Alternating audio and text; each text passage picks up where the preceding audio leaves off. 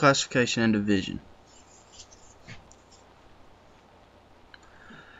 The goal for writing a classification essay is to divide a thesis into logical categories. For example, houses. You have big houses, small houses, long, narrow houses, and even wide houses. For division, the goal is to divide up a thesis into many subparts. For example, a house. You're going to have the foundation, the walls, the roof, the support frames, and the floor. How would you go about writing one of these? Well, one, you're going to want to use prior knowledge of the exemplification essay and be able to use those tools to classify and divide a thesis. Basically, you're going to be using examples to determine how ideas or objects may be grouped together, classification, or how an idea or object may be separated into parts, division. Transitions, you're going to want to use.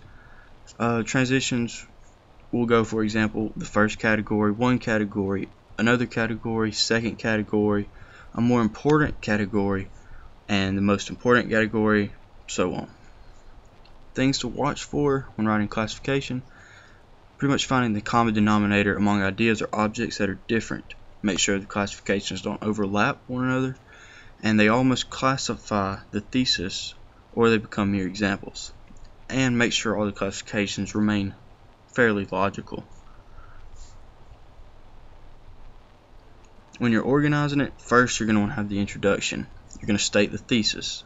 Secondly, you're going to have the body, which is going to identify in separate paragraphs of various categories with examples.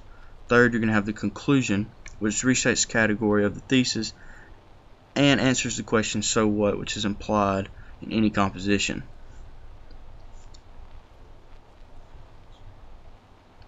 Things to watch for with division essays. As in classification, failure to discuss all the parts of the thesis will result in having isolated examples instead of different parts. And the division should have more specific parts relating to the thesis and not just a general idea. When you're organizing a division essay, first you want to have the introduction. You're going to state the thesis. Secondly, you're going to have the body, which renders the parts in separate paragraphs with examples and in transitional materials to provide a sense that all the examples relate back to one another.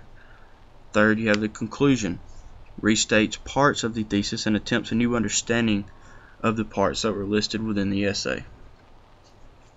Thesis statement for both of them, which is found in the book.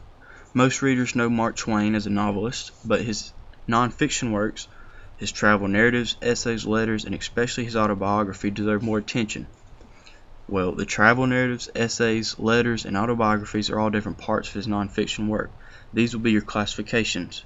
While all at the same time, you can take each of one of those classifications and break them down into many subparts. And that's all.